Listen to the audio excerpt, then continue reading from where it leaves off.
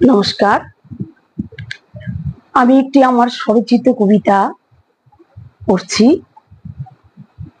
জানি না শ্রোতা বন্ধুদের কেমন লাগবে।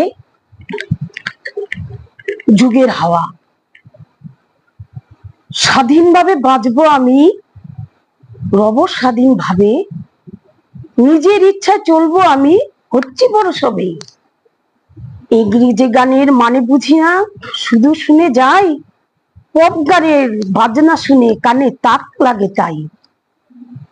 ডিস্কো গানে মেতে উঠতে ছেলে মেয়ে, রঙিন জলে রঙিন আলোয় যায় রসাতলে। মোবাইল ফোনে ব্যস্ত তারা, সময়সীমা নাই, দিনে রাতে কথা বলে কাজের বেলায় নাই। ওইদিকে নুন আনতে পান্তা ফুরায়, গড়িয়ে যায় বেলা, ছেলে মেয়ে অবুঝ সব, শুধুই করে অবহেলা। এমন সমাজ উঠছে গড়ে, দুঃখের সীমা নাই, পিতা মাতার প্রতি তাদের শ্রদ্ধা কিছুই নাই।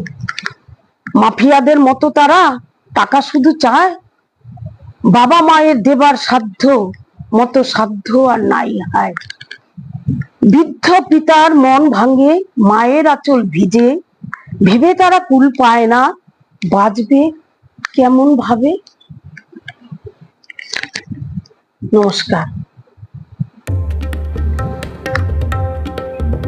আমি শুধু গান করি না, আমি কবিতাও লিখি, আমার গল্পের বইও আছে।